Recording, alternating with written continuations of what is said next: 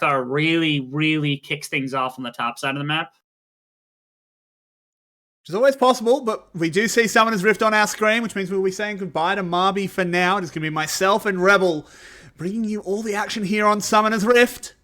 Let's get on into it. As they roll on out.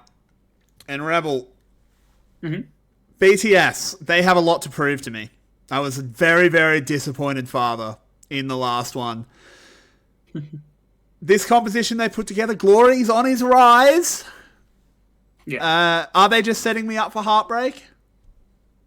I think slightly. Again, this is such an active necessity composition from Sky. It has to show, I think, a few more notches in the belt than what we had actually seen in a couple of the last weeks from Sky, because we've been a little disappointed with our previous third placers performances over the last couple of weeks. And this would be a massive step up. If they could perform well on a composition like this, it turns quite a bit of a corner in their ability to actually, do some of the things we were hoping they would do in the previous split. This is a composition that, like Sky from last split, would be able to fight on consistently, be able to generate their own advantages on. This split, there's a lot more nuance, I suppose, that usually would be missing. So I feel as though you're going to end up disappointed, unfortunately, today. Look, honestly, my big thing for Sky is I don't necessarily need to see them getting wins. I just need to see them playing as a team. That's what really let me down. It hasn't been compositional stuff. It's just been really shocking communication. So if they pick up on that, I think Sky fans can at least take something away from this one. But also this man in the mid lane for Flash is someone to really keep an eye on. Him coming in surprised us when we first saw No-Go. But he's been great so far. No-Go's been fantastic for the team. Again, slowly they've been unraveling these new rookies that seem to be extremely good. Last split it was Marcus that really did a bunch of kind of the initial shock damage where we're like, hey, we actually found a rookie that's going to work in this roster, because I think they had 3-4 debut in the previous splits. Then you come into this split, and then Ikigai showed up at SEA Games, and we're like, who is this guy? And he turned into a pretty solid jungler. Not an amazing jungler yet, but definitely getting closer to what is like a middle of the pack to higher tier jungler. And you throw that together with a new rookie mid laner who's actually been quite a bit of a kind of an amazing player for this roster. That's been something they've been able to build on. And all of a sudden the Flash rosters come together. I know we talked about it a couple times now, where this is the iteration of the roster we wanted to see. I think I even pitched this before they started this roster back in week number 2, and I'm really happy it's where they've decided to land. I just hope that they get more reps together as a team, because I think they could be a legitimate contender this split in the right circumstances. I do completely agree. So far things are just unfolding nice and quietly. Both junglers went top to bottom, so we might actually have a clash at this first Scuttle Crab. Both teams are pinging it. Should see. Yeah, Flash get it. Ikigai was there a lot earlier. Plus, he had bot lane priority, so Drakthar just got to slink away to the top side. But in the end, it's a 1-for-1 Scuttle trade. This is a very quiet, even early game. Yeah, it's a start where this is, to me, always in benefit of the team that's going to be superior at team fighting, which, again, at least on paper, to me, actually Team Flash. I'm okay with this. Again, Xin Zhao isn't the most active all the time. I don't think that's a byproduct of a number of things. Drakthar is, however, more active here. Yoshino with a well-timed leap. Not the best idea to gank as he had the full Narbar, but it was sort of just a gank of convenience. They don't use anything, so they get away just fine. Ryuk choosing to forego the Ignite. What do you think of the flash on the Camille? Yeah, it's especially for a matchup up against a Gnar, when you're in a ranged matchup, that feels like something that you can punish a lot more with an Ignite than you can with a Flash, unless you're really looking to gank it, right? That was a situation where, again, if Ryuk had Flash, almost certainly would have had to burn the Flash, even in Mega Gnar, because the bar was slowly running out there, and I was kind of expecting that from Ryuk. So if you're going to take that Summoner, that's how you have to use it, is aggressively to kick off the lane a lot better. Drakthar, did he get it back? No, he actually just has been waiting here. They get a mini Gnar gank off, potentially. This is sort of bold. Ryuk's not in a very good position to start this unless he really baits Yoshino, which he does. Moving forward, they've got the hook shot, they've got the stun, and that's going to be first blood picked up. They played with fire, but it's Yoshino that got burned. Yeah, Yashino made a very strange decision with the flash right there, going up above. I think thinking that he wasn't going to get out in that situation because the Q had never actually come out from Drakthar. So good job holding that ability. And it's a nice bait from Ryu because you can see that was a legitimate trading pattern with the enhanced Q being burnt, the W shield being used, and the grass proc kind of just canceling out all the damage from Yashino. And right there was the questionable flash, thinking maybe he had the damage. I know he was in a pretty rough situation, but that felt unnecessary. If you think you're going to die, you probably just save the summoner spell, and if you think you can get out, you definitely flash to your tower. I think the real tragedy here is that he used that flash, and Drakthar and Ryuk didn't use one at all. He just gets ganked again. They're just going to come back, and they've got 2 summoners ready to go. I'm a little bit worried for Yoshino now, and I do want to see Drakthar returning to that lane, punishing it again. Let's see. Obviously, he's got plenty of time to do so. As that's a big wave to push into the tower. What happened to Sky's bot lane? That's a horrible back timing. That's a great question. Again, the amount of time that Drakthar spent on top side of the map, I'm guessing what happened was as a response to effectively ganking and then leaving, then re-ganking, and then having saw that gave them so much time to be able to set up wave pressure. They might have been expecting for Drakthar to actually be on bottom side, but when he showed back on top side, they had more than enough time. That was solid from Yoshino. I don't know what he does with that little movement, because he actually blocked quite a bit of the health bar from Ryuk, and there's not much sustained in the Camille quite yet, but it doesn't end up meaning anything, because all he does is he sits there, collects the top wave that got shoved in from Yoshino. There's no teleport to come back and immediately start punishing Ryuk under his own tower. And the bottom side, I guess, again, off the rebound of that massive wave on bottom side, after it bounced off their tower and they were able to collect the remnants of it, we're able to walk right back into River because the back timing had come through from Slater and Artie after they pushed that wave in. So punishing that timer, I don't know how many minions they ended up losing, but definitely I think worthwhile to grab that dragon out. Yeah, I mean, one day the scoreboard will return from the war. Oh, flashing forward from Arnie, but Almine with a good answer. The chompers never landed. Very good play. That's a reason why you can take the Braum in a matchup like this. Got him. It's actually a fair amount of skill expression you can usually show on the Alistar versus the Braum matchup, because this isn't usually particularly good. Mostly because, again, you throw up the shield as Braum, and honestly, it doesn't matter whether Leo full CC locks you. You just throw an auto attack, you threw a Q against the Alistar, and if the level 6 isn't there quite yet, or if the ultimate isn't available, usually the Alistar doesn't feel great. It's another matchup where it's okay, the more aggressive you play as the Alistar, the more punished that you feel. It's the same with Nautilus into Leona, or Leona into Alistar, Alistar into Braum, whatever the situation might be. For sure. Someone who hasn't really had much to say so far is Ikigai. A little bit behind the tempo.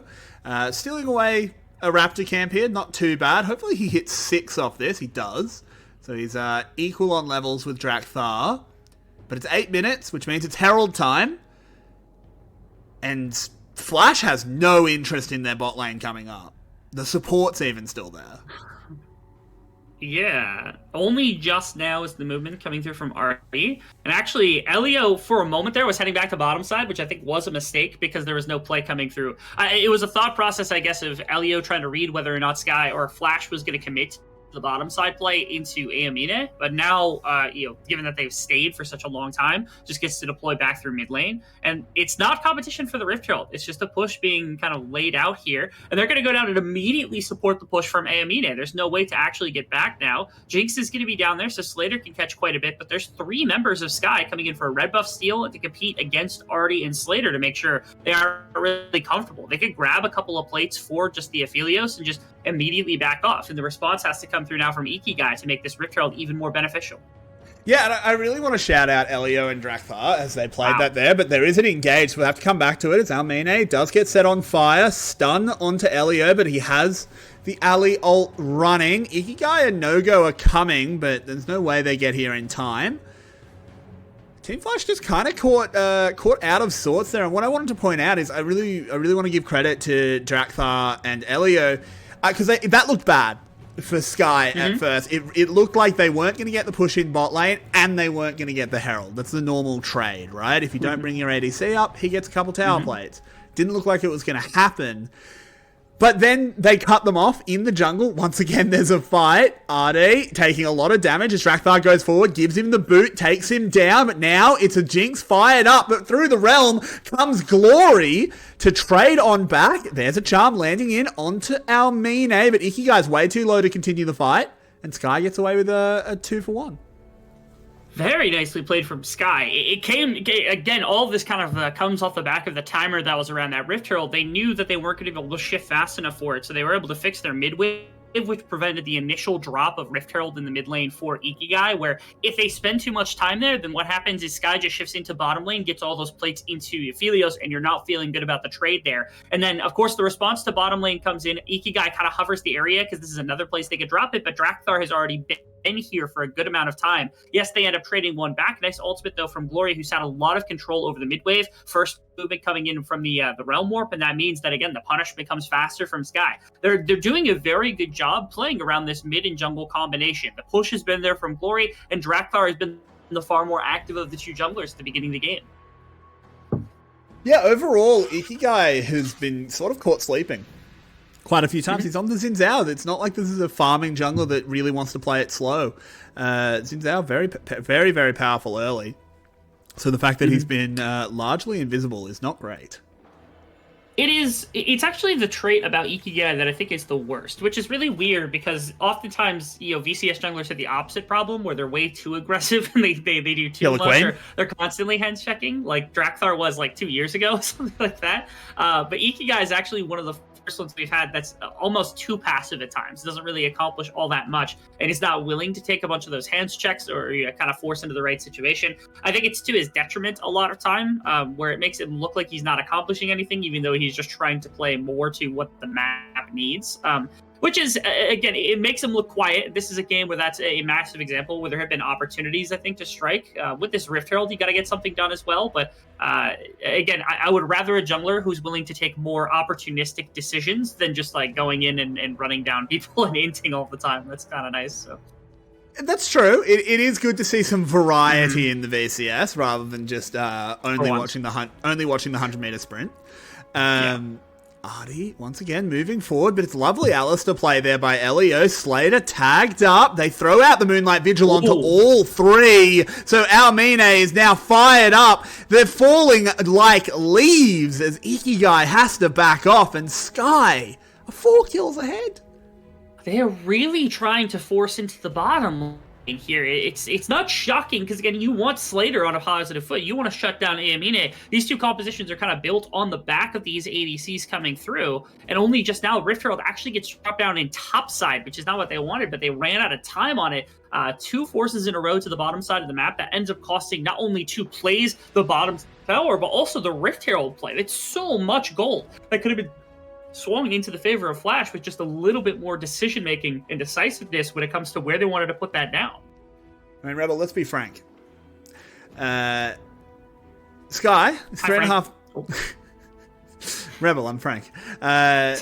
Sky is 3,500 gold ahead as they've brought 3 up to the top side. If they're going to deny this tower, aren't they? Yoshino moving forward. No, they can't deny it. And they're actually going to get a kill. Ooh, Sky overcommit to stopping the Herald. And now Flash reinforce. The charm doesn't hit, but the rest of the spells do. Drakthar on the run, tagged up by Artie. He is quick enough to get away. Little bit of a silly one there by Sky.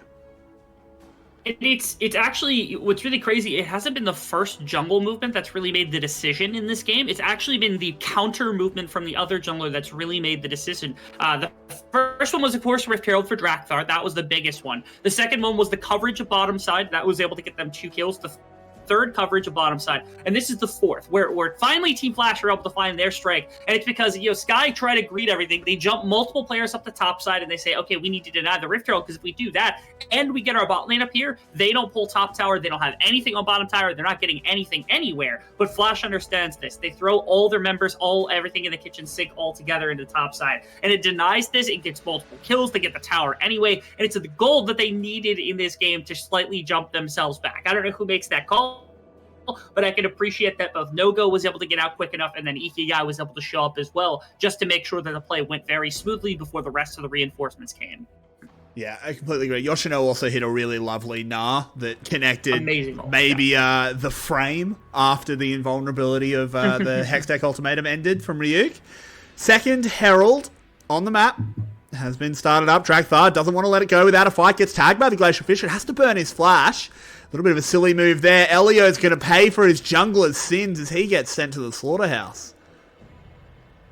Oh, really close. I guess it was a little strange of a decision coming out from Sky, just because they don't have teleport on Ryuk. He wasn't anywhere near the area, and they end up, I don't know, maybe they didn't think enough members of Team Flash were there, but it's another kind of big mistake from Sky, which cost them a fair amount. No-Go really coming close to finding a pick. I feel like neither team should be wanting to fight this right now if they wanted to. Yeah, I mean, if you hit a charm, you can go off it. Dragthar goes all the way in, gets the kill. But he's immediately traded back. There is a lot of CC onto the Jinx. Goes down to the Aphelios. Now it's all about Sky. Oh, tell a lie. It's all about Yoshino. As this big boy is linking up with No-Go, the charm lands and they clear them out. It's such a shocking take of a fight coming out from Sky because they're down a member to kick things off, and especially when it's one of your frontliners. That's such a huge decision. There were a couple of massive hero plays during the course of that fight that kind of shifted it one way, next way, back the other way, that I thought really going to make a massive decision here. First off, No-Go trying to bait with a couple of different charms here actually almost hits Amine twice. The biggest thing I think is, of course, this chip damage that's going down into multiple members. Look at this. Look at the health bar of Ikigai, Ardia, and also Slater after this massive Gravitum ultimate coming through from Amine. This is where BTS is like, okay, we can take a fight, but Dragthar goes too far. I don't think he's able to find enough. Oh, Glory got stunned. With another massive ultimate, yeah. That was huge. Wow, what a fight. Mm-hmm. It's really incredible. Quintessential VCS, though. What was that over? What was the fight for? Nothing. I suppose that Team Sky was attempting to defend against the Rift Herald drop, which they did do successfully. We can at least give them props. The mid tower didn't drop in the process. They just had to trade back and forth with their hands. But outside of that, it does give more gold back into the pocket, especially of the Ahri, which I don't think is beneficial. The Rift Herald's still going to get dropped down because obviously they get to redeploy on the map, do the exact same thing over again. And that's going to force down mid tower and first line on the Dragon as well, which is, to me, just Team Flash putting their foot down and saying you're going to be able to force here. There's no team fight to come through from Sky to be able to match at this time. They get the TP out of Glory as well. There was some real fear of losing the inner tower. Mm-hmm. No-Go moves forward, gets the tag onto Elio. He goes extremely low as there's the follow-up. Nah goes in, picks up a kill. Dragthar taking a lot as well, gets hit with a boulder. Glory's been reduced to dust. And it looked a little shaky in the early game, but Flash is back in control.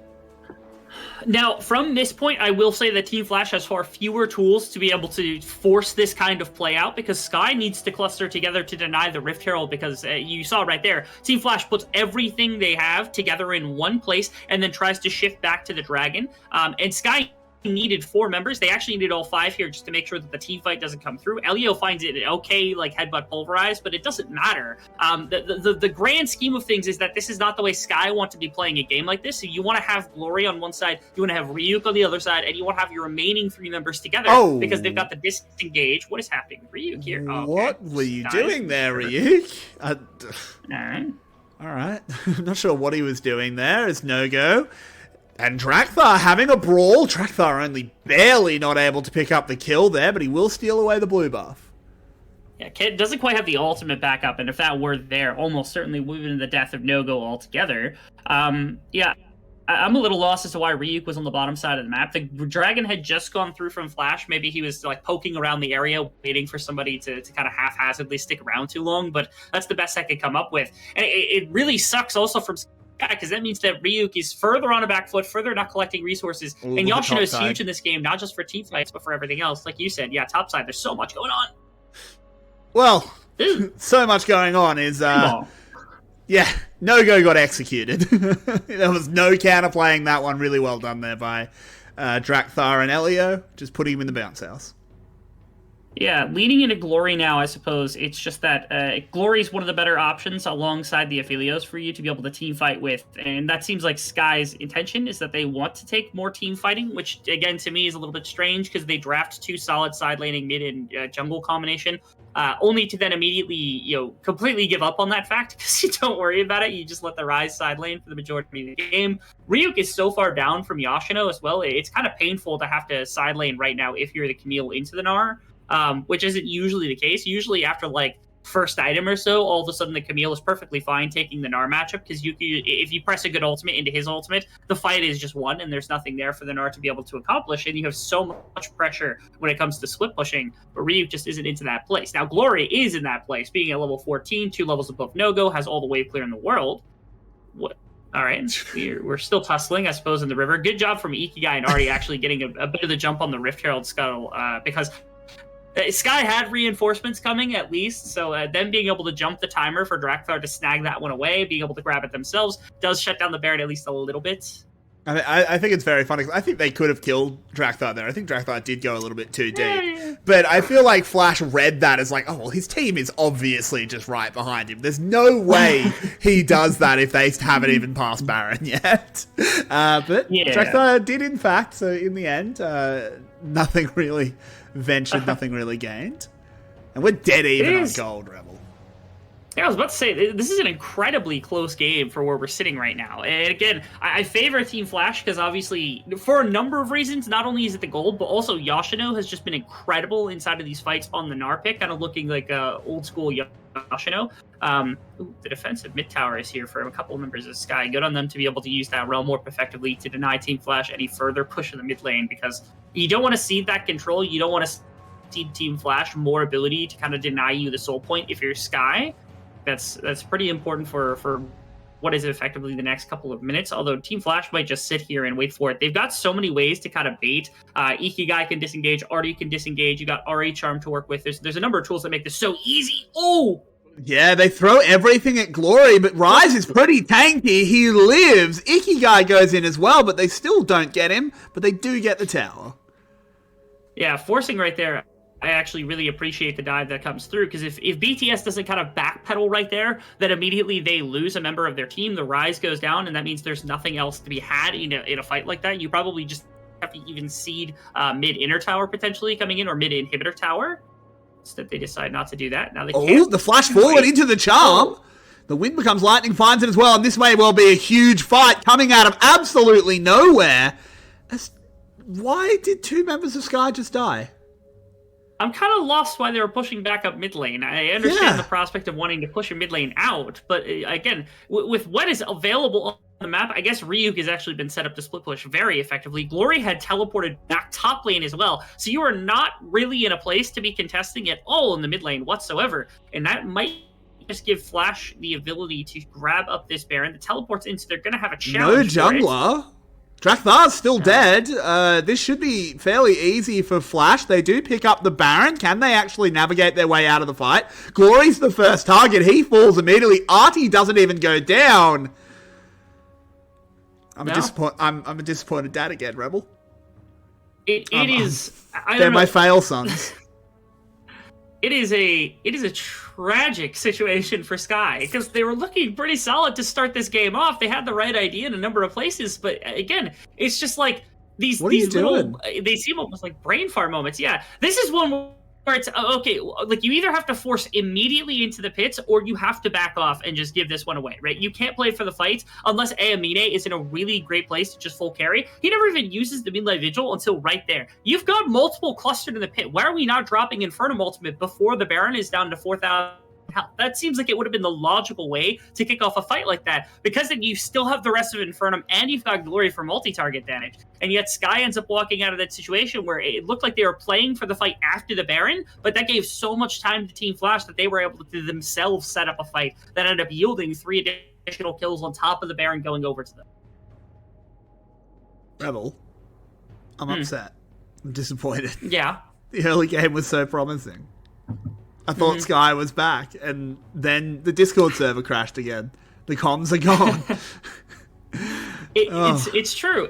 It's such weird mistakes coming out from the team, because again, it's stuff that, like, in the previous split, we didn't see a lot of that, right? Like they were one of our better teams about not making boneheaded decisions and making better decisions than other teams. And this split, that, or at least this game, that has really just not been the case. They've been found out on a number of places or a number of plays that they just like, they shouldn't have been anywhere near where they were at. They shouldn't have been pickable. They shouldn't have been in bad positions, and yet there they were in bad positions one way or another. It's something systematic that's causing this, because again, these are players that know how to play a different style where they don't actually succumb to things like this. So it's a little strange to be seeing them fall victim to a lot of the mistakes that they had in previous splits, especially after what we saw from a very progressive winter.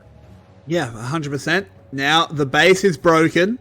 It's the first inhib will fall. Sky not making any real attempt to defend it, and I think that's the correct decision. Yep. Still a long time before any Dragon Soul is on the table, so Sky technically still have a chance to play for scaling. They do have a Rise and an Aphelios compared to just a Jinx. You know? I don't think Ahri scales quite as hard as Rise, to say the least. But yeah, like maybe a long game is a way out for them, but they're definitely not in a great position right now. The position that they're stuck in, however, is that they have to be able to contest against this Ahri, who's now on full Rabadons, which is a bit of a strange buy at number 2 for No-Go. But if he's got the gold for it, he's got the gold for it. It has the Dark Seal as well, which means the Magi is going to get stacked up. And that just means that No-Go is this complete menace. If he lands a Charm and gets an Everfrost onto somebody, they die. And that's an execute, the ultimate comes out, and you just wait for another rotation, and you can jump right back in. But the only person that needs to die is Amina. It doesn't matter if anybody else... I guess Glory can carry a fight as well, but I feel like the damage has to be done for Glory to do so, especially on this like tanky Rise build. And so now I guess I'm in a position where Amina is the one person you need to kill. He's on 3-item Aphelios, and No-Go's job is to do that. So in this like mid-game fighting, in this mid-game possibility for both sides, that is the interaction I'm waiting for, is to see whether or not No-Go can get on top of Amina, because if he can, the fight is just dead in the water immediately for Sky. Yeah, they're going to use the Realm Warp, so they're going to try and get something done. It's just Elio going in. He gets onto Slater, but there's just an immediate flash away. Now Ryuk goes in. Hextech Ultimatum will lock down the Jinx for just a moment, but she's able to go gold. They're defending Slater. He lives for so long. Almine has to Gale Force forward to finally finish him off. Now he falls victim to No-Go. Glory's very tanky, but this tank Rise doesn't do that much damage. No-Go gets the double. They just immediately rip a teleport over to the mid lane, and that's just going to be game 1. Triple kill for No-Go, in fact. Fantastic Ahri performance. Yeah, again, the beginning was a little slow for Team Flash, but again, Sky eventually kind of lost the game themselves. They were given the opportunity to get out of this beginning of the game with an advantage, to be able to take it like kind of plays that are going to be yielding something positive for themselves. And I had a number of situations at the beginning where I'm like, okay, Sky actually made